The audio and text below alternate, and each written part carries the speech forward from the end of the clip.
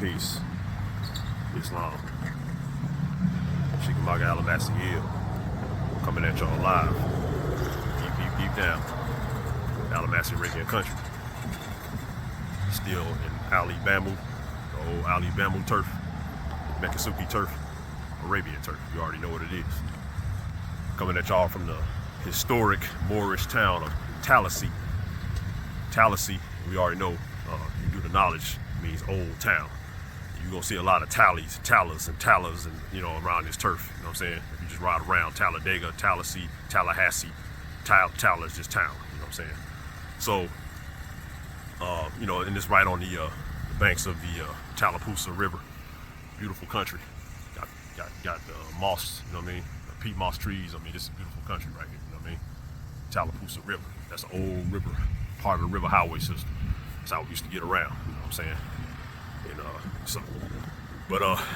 you know, Tallassee, historic Mekasuki Moorish Arabian town.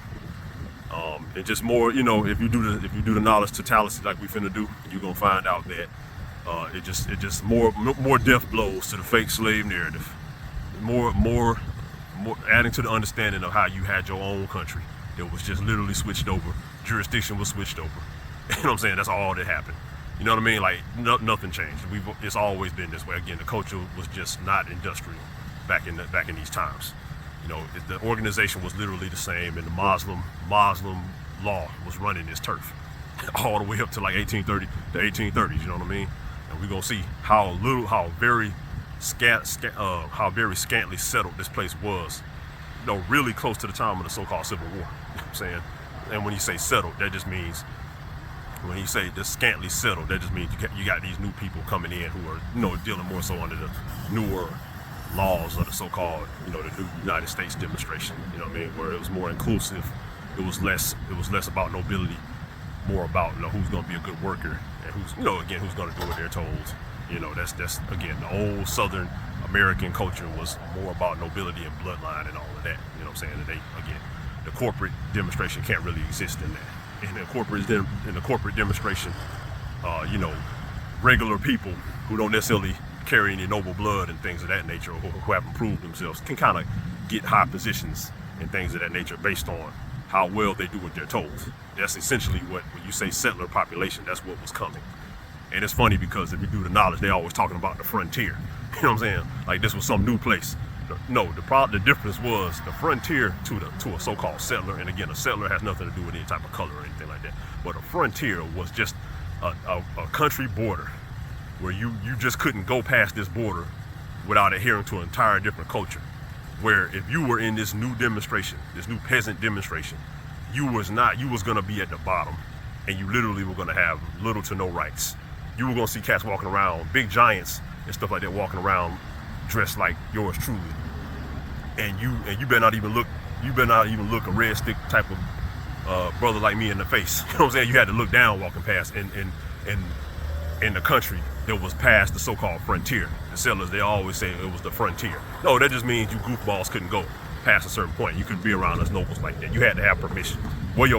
Have your papers together and to come up in this zone. You know what I mean? And y'all don't want to, and for whatever reason, y'all are ashamed, like you don't want to admit the truth. You know what I'm saying? Like this was just holy country. It is what it is. You know what I'm saying? It turned corporate and industrial. It turned over and being corporate, and any and everybody, as long as you adhere to whatever industrial agenda that they were trying to push, could come now. That's all it was. You know what I'm saying?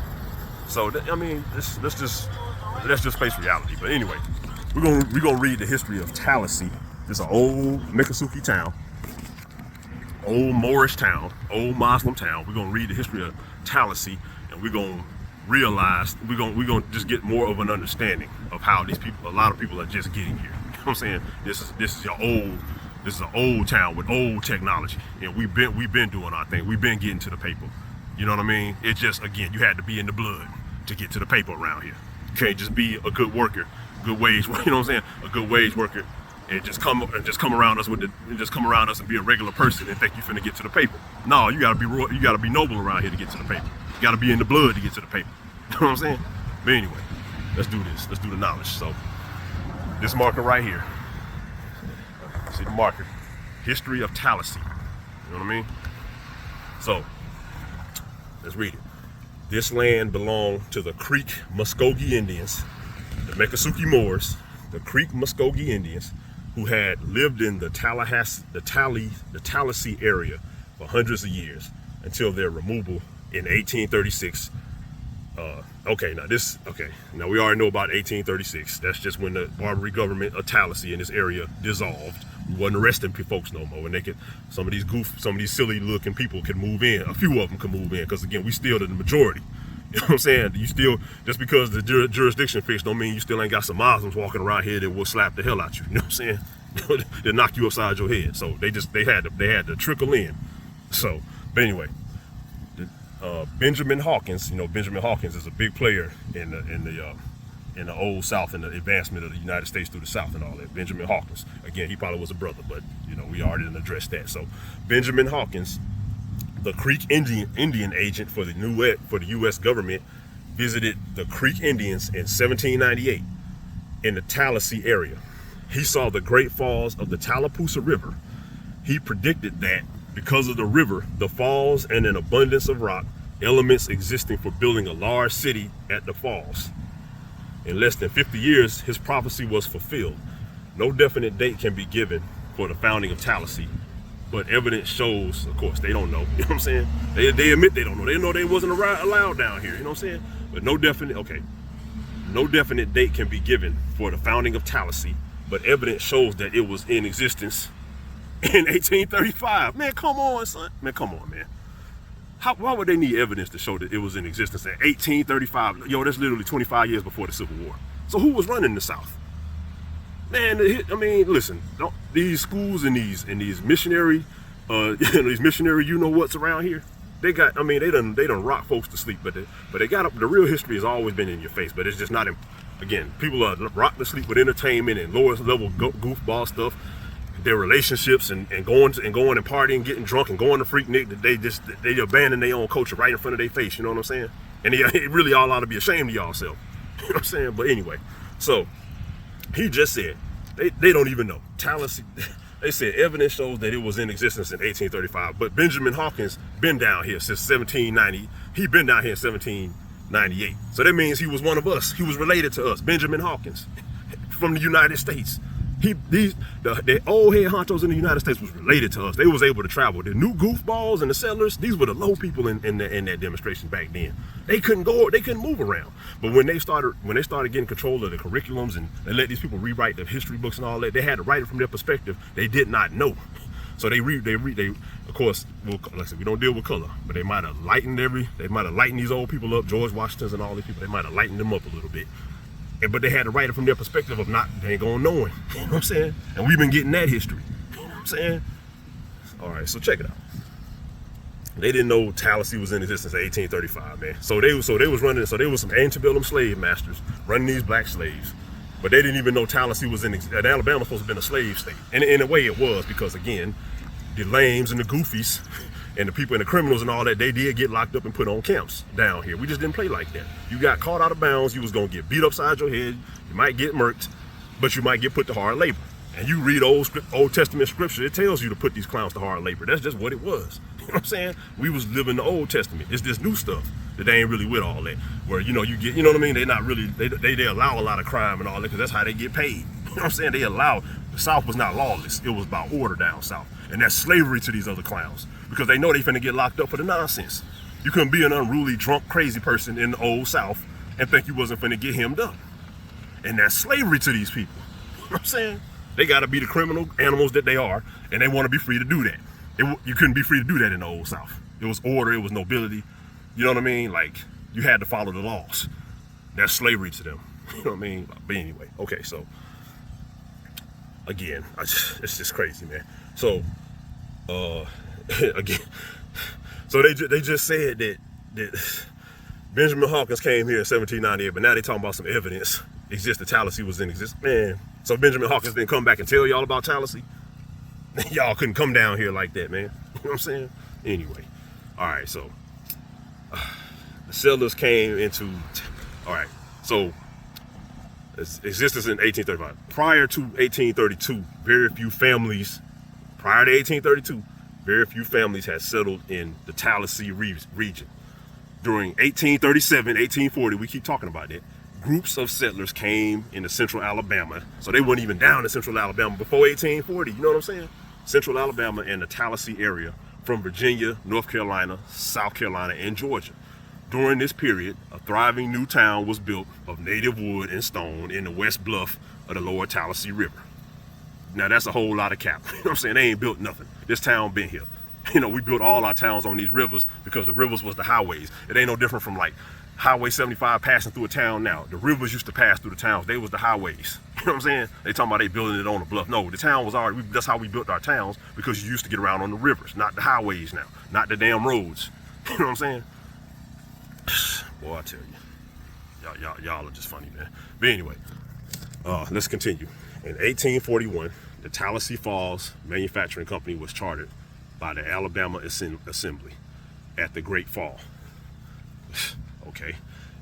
And Barrett Dubois, the founder of Tallassee, we're gonna do the knowledge on him, but Barrett Dubois, sound like a French name, so he a Huguenot. You know what I'm saying, like he probably a brother, a French Huguenot, because the Huguenots was not with the Roman Catholics. They was, you know, they was with us. You know what I'm saying? We was together. That's the 5 and the 6, the Huguenots. You know what I'm saying? The French, the noble French. You know what I mean? But Barrett Dubois, the founder of Tallassee, and on the east side of the Tallapoosa River to Hickerson Burnham. Oh wait, let's do that again. Tallassee Falls Manufacturing Company was chartered by the Alabama Assembly at the Great Fall to Barrett Dubois, okay, the founder of Tallassee, and on the east side of the Tallapoosa River to Hickerson, fucking bugs, man, to Hickerson Burnham.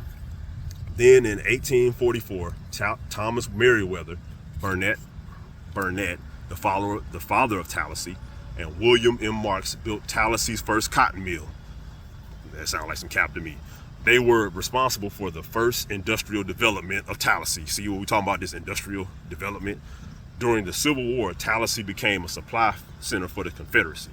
In World War I and World War II, Tallassee supplied the U.S. government with heavy duck cloth for tents, sails, and cots until they closed in 2005. The Tallassee mills were the oldest continuously operating textile mills in the United States, providing 161 years of service.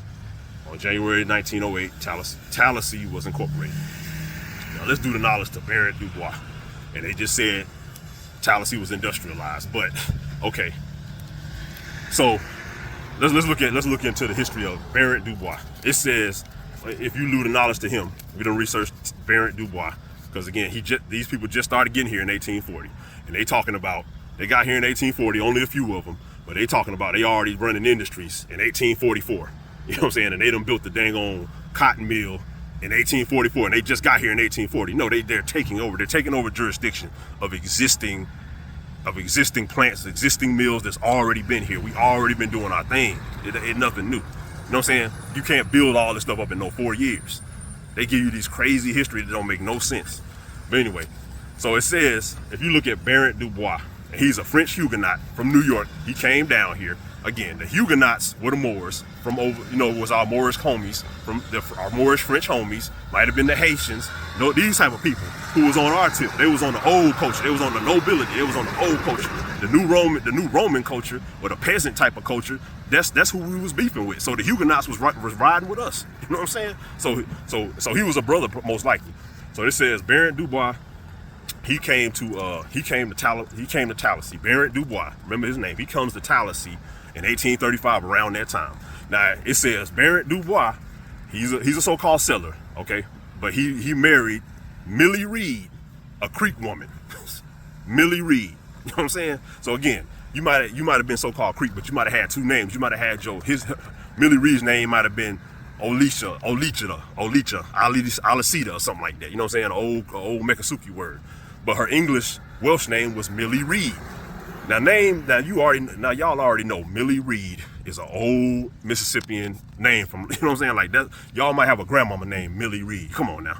You know what I'm saying? So he married a Creek woman named Millie Reed in about 1835, right? And all of a sudden, Barrett Dubois, he acquires 2,000 acres. Just assuming jurisdiction, that's all. So Millie Reed was probably a princess or something like that up in the old Confederacy, in the old Muslim. And you know, in the old culture, when the man marries the woman, he inherits. You know what I'm saying? Because again, it's a man-led culture. It's not necessarily like, you know what I mean? It's not necessarily like sexist or nothing like that. But the men, you know, it was this Old Testament. The men lead in a lot of things. You know what I'm saying? Not oppressive. That's not how we were. You know what I'm saying? We respected our women. That's why we kept them noble. But the men got the inheritance through marriage. So if she was a princess, he probably inherited her titles to 2,000 land, and he became like a new sheik.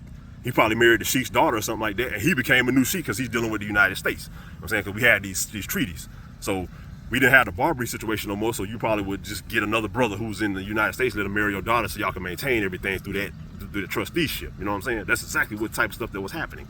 So it says that, so Baron Dubois, he inherits the title, probably the Tallassee, probably marrying the sheik's daughter who was running this town, you know what I'm saying? He probably got the title through him. But he was probably still Moorish, so he was still, you know what I'm saying, he was still keeping everything intact. But it says that Baron Dubois and Millie Reed, they pretty much were running, they pretty much owned the titles to 2,000 acres, which is all of Tallassee. That means they was running Tallassee. And they said they sold the water and power to, they sold it to Hickerson, they sold it to these new people in 1844. You know what I'm saying? So, and then automatically in 1844, these new people, this whatever company this is, built a mill in 1844 after Dubois and Miss Reed sold them the land. Now that's a whole lot of dang on cap, man. Because we're going to go to that mill in a minute and see how big it is. And you ain't building no mill like that in no year. In no 1 year, in the same year. So he sold it in 1844. All he did was he sold the land and allowed some industrialists to form a corporation and take over the existing technology situation that we had here that used to be wholly under title of the Muslims. That's all that happened. You know what I'm saying? 1844. That's 16 years before the so-called Civil War. And then it says the mill that they built here in Tallassee was the second mill they built in Alabama. So you got 2 mills in Alabama before the Civil War. That's all? But they running all these slaves down here. Man, get out of here, man. You know what I'm saying? It's just a transfer of titles. That's it. You know what I'm saying? It's paper genocide. That's it. You know what I'm saying? Man, Lord. So Millie Reed Dubois, you know what I'm saying? That's basically how Tallassee title was transferred and became industrial. And then due to knowledge to the Tallassee Armory, you know what I'm saying, that ran out of that mill during the Civil War. Now that goes to show you right there. We've already been doing the knowledge to how the Moors have always been well armed. The Moors have always had these firearms and rifles and all that. We've been doing that. You know what I'm saying? So at this mill that they just built in 1844, all of a sudden it became the Tallassee Armory during the Civil War, man. Come on, man. Tallassee been making them things. You know what I'm saying? We've been making rifles and stuff. The Muslims had them rifles and they've been making them in Tallassee. You know what I'm saying? That's like they was making them in Moore's Bluff, aka Selma. You know what I'm saying? We've been doing this, man. Again, it was just not corporate. You couldn't just come down here and get firearms from us without having a pass or being blood or something like that. We didn't just give everybody our stuff. That's the difference. You know what I'm saying? So yeah, so live from Tallassee, you know what I'm saying? And another thing that it does mention that, again, we've been talking about how we've always had district zones that became counties and all of that, but they'll tell you, if you do the knowledge on Tallassee, it'll say that Tallassee was in the Coosa province of the Creek Confederacy. So we've been had the zones, the districts, the counties.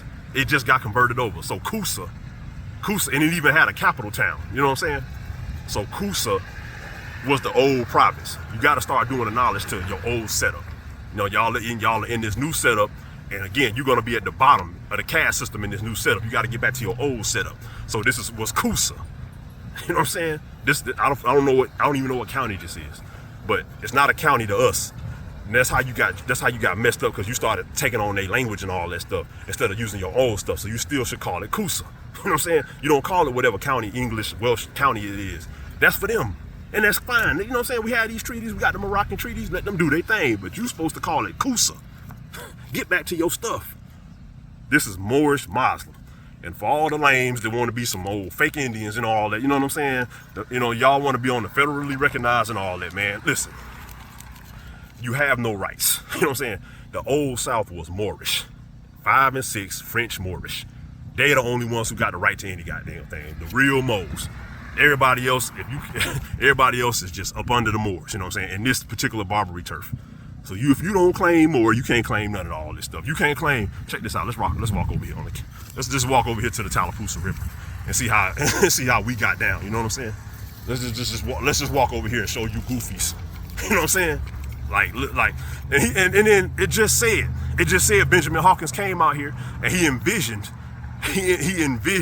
that this was going to become a manufacturing center and they were going to build a dam here and all of that. Man, please, that's some cap.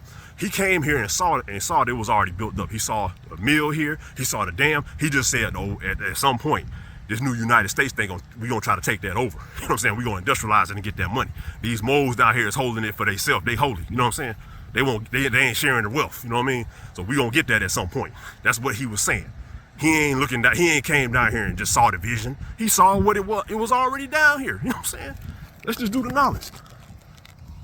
See, check it out. Tallassee River. You know what I'm saying? The dam that they done dammed up, but the dam has always been there. It just got expanded. You can look at old pictures.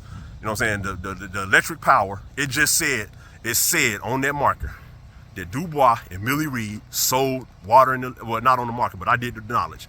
It said that Millie Reed and Barrett Dubois sold water power and land to whatever company they sold it to. You know what I'm saying? In 1844. That means it was already here. We was already getting that water power and power in the mill and all of that. It said they sold it to this company in 1844. So check it out. Man, this type of stuff, we've been doing this, man. You know what I'm saying? Ain't nobody came down, but only the moles can claim it. All you goofy, you trying to be a dang on, a black Indian or something like that. And all the abos, y'all can't claim none of this stuff. So y'all keep being goofy stuff and living in teepees. And we moles, we gonna keep dealing with the technology and all the high stuff. But we dealing with it on a holy level, not a corporate level. You dig? You know what I mean? So anyway, man, that's peace from Tallassee. Peace to the strivers. Peace to the real moles. And again, we just shutting all the goofball stuff down, man. Get back in your country. But that's peace. I'll tap back in with y'all later.